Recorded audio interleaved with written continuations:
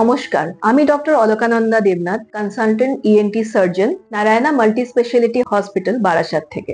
আজকে আমরা ডিসকাস করব আমাদের 5টি ইন্দ্রিয়র মধ্যে একটি গুরুত্বপূর্ণ ইন্দ্রিয় শ্রবণ শক্তি। শ্রবণ শক্তি যদি কোনোভাবে ক্ষতি হয় বা হ্রাস পায়, তাহলে আমাদের দৈনন্দিন যে জীবনের যে কাজকর্ম তাতে বাধা পেতে পারে, যেমন সবার সাথে কথা বলতে, কমিউনিকেশন, এইসব জিনিসে প্রভাব পড়ে। তাহলে আমরা জেনে নিই যে কিভাবে আমাদের কানের শ্রবণ শক্তির ক্ষতি হতে পারে এবং কিভাবে আমরা সেটাকে প্রিভেনশন বা আটকাতে পারি। শ্রবণ শক্তিকে সম্মান জানিয়ে ওয়ার্ল্ড হেলথ অর্গানাইজেশন প্রত্যেক বছর 3rd মার্চে ওয়ার্ল্ড হিয়ারিং ডে হিসাবে পালন করে, যেখানে বিভিন্ন ধরনের অ্যাক্টিভিটিস করা হয়, হিয়ারিং স্ক্রিনিং ক্যাম্প বা হিয়ারিং এইড বিতরণ, সেই সব জিনিস করা হয়। তো আজকে প্রথমত আমরা জেনে নিই যে কি ধরনের ডেফনেস বা শ্রবণ শক্তি হ্রাস কি কি ধরনের হতে পারে। প্রথমত আসি কনজেনাইটাল, মানে জন্মগত। এট বার্থ বা বিফোর বার্থ, ধরুন যখন গর্ভাবস্থায় যদি মার কোনো ধরনের ইনফেকশন হয়, যেরকম mum's, rubella, measles, herpes, syphilis, তাহলে বাচ্চা জন্মের পরে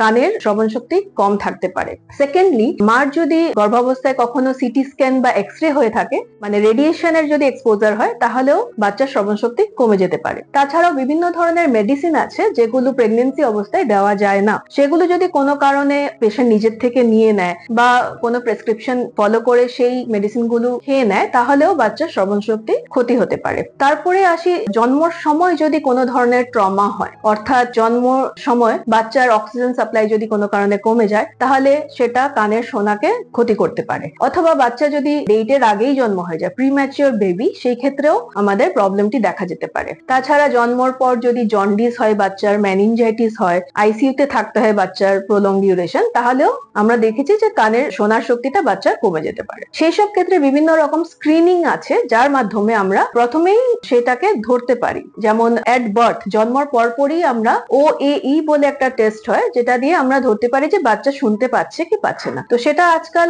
গভর্নমেন্ট স্কিমে এসে গেছে এবং জন্মের পরপরই আমরা বাচ্চাদের হিয়ারিং স্ক্রিনিং হসপিটালেই করে নেই।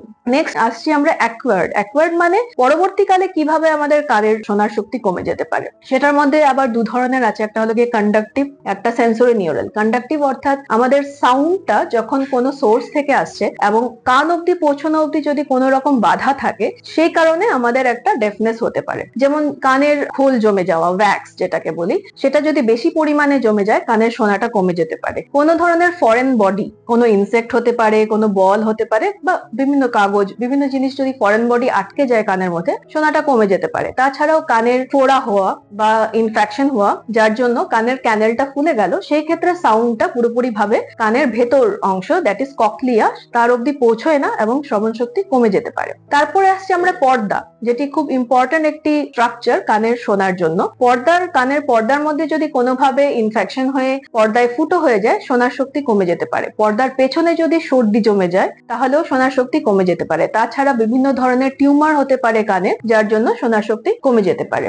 নেক্সট আসছে সেন্সরি নিউরাল। সেন্সরি নিউরাল অর্থাৎ কানের শোনার নার্ভটি যদি কোনোভাবে এফেক্টেড হয়, তো তাতে ফার্স্ট আসছে ইনফেকশন। যেমন আমাদের হঠাৎ করেই ভাইরাল ফিভার হতে পারে, যে কোনো ধরনের ভাইরাল ফিভার, তাতে দেখা যাচ্ছে যে কানের শোনাটা হঠাৎ করে কমে গেল, কেন কি ভাইরাসটা কানের নার্ভ, যেটা ভেস্টিবুলার নিউরন আছে, সেটাকে এফেক্ট করছে, বা ভেস্টিবুলার গ্যাংলিয়ন আছে, সেটাকে এফেক্ট করছে। তাছাড়া যদি রোড ট্রাফিক অ্যাক্সিডেন্ট, যেটা রাস্তাঘাটে অ্যাক্সিডেন্ট হয়, তার মধ্যে যদি কানের যে বোন, টেম্পোরাল বোন, সেটার যদি কোনোভাবে ফ্র্যাকচার হয়, তাতে হঠাৎ করে কানের শ্রবণ শক্তি চলে যেতে পারে। তারপরে আসছে খুব কমন, ফ্যাক্টরি ওয়ার্কার্স এর মধ্যে দেখা যায়, যারা বিভিন্ন ধরনের ফ্যাক্টরিতে কাজ করছে, তাদের দেখা যায় যে হাই ইন্টেন্সিটি সাউন্ড সেখানে চলছে, 85 ডেসিবেলের বেশি সাউন্ডে তারা কাজ করছে, কিন্তু কোনো কানের প্রোটেকশন নিচ্ছে না। সেই ক্ষেত্রে অনেক লং ডিউরেশন কাজ করতে করতে দেখা যাচ্ছে ওদের শ্রবণ শক্তি আস্তে আস্তে কমতে থাকে। সেক্ষেত্রে রুলস আছে যে ইয়ার মাফ বা ইয়ার প্লাগ ইউজ করতে হয় বিভিন্ন জায়গায়, যাতে আমরা কানটাকে সেফটি দিতে পারি বা সুরক্ষিত রাখতে পারি। নেক্সট আসছে ড্রাগস। আজকাল দেখা যায় যে খুব কমনলি লোকরা অসুস্থ হলেই ফার্মেসি থেকে বিভিন্ন ধরনের ড্রাগস নিয়ে নিচ্ছে,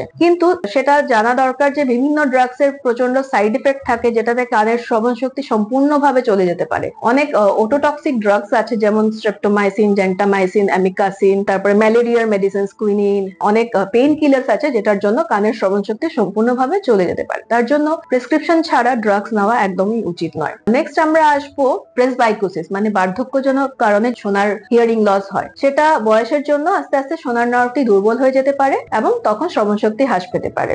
তাছাড়া বিভিন্ন মাথা ঘোরার কন্ডিশন থাকে, যেরকম মেনিয়ার্স ডিজিজ, ভেস্টিবুলার অ্যাকাউস্টিক টিউমার্স থাকে, যার জন্য শ্রবণ শক্তি হ্রাস পেতে পারে। এবার ট্রিটমেন্ট পার্টটায় আসি। প্রথমে হলো কি ডায়াগনোসিস, তাড়াতাড়ি ডায়াগনোসিস করা। বিভিন্ন ধরনের টেস্ট আছে যেটার মাধ্যমে আমরা হিয়ারিং লস কে ধরতে পারি, যেমন অডিওমেট্রি আছে, বাচ্চাদের জন্য প্লে অডিওমেট্রি আছে, অটো অ্যাকাউস্টিক এমিশনস আছে, যেটার মাধ্যমে আমরা ডায়াগনোসিসে আসতে পারি। এবং ডায়াগনোসিসে আসার সঙ্গে সঙ্গে বিভিন্ন ধরনের ট্রিটমেন্ট আছে, যেমন মেডিকেল ট্রিটমেন্ট থাকে, স্টেরয়েডস, তারপরে ভেসোডাইলেটর, যেটার মাধ্যমে আমরা কানের নার্ভের ব্লাড সার্কুলেশন বাড়াতে পারি, তাতে নার্ভটাকে আবার পুনরায় আমরা এটাকে একটু বেটার দিকে নিয়ে যেতে পারি। তাছাড়া যদি দেখা যায় যে পার্মানেন্ট হিয়ারিং লস হয়ে গেছে, সেক্ষেত্রে হিয়ারিং এইড এর ব্যবহার করা যেতে পারে, যাতে শ্রবণ শক্তি যেটা কমে গেছে সেটাকে আমরা বেটার করতে পারি। তো বিভিন্ন আমাদের কাছে এখন সলিউশন আছে। তো মেইন হলো কি আমরা যাতে অবগত থাকি যে কি কি কারণে আমাদের হিয়ারিং লস হতে পারে, এবং যদি আমরা সেই ক্ষেত্রে প্রিভেনশন নেই, তাহলে আমরা নিজের কানের শ্রবণ শক্তিকে বাঁচাতে পারি।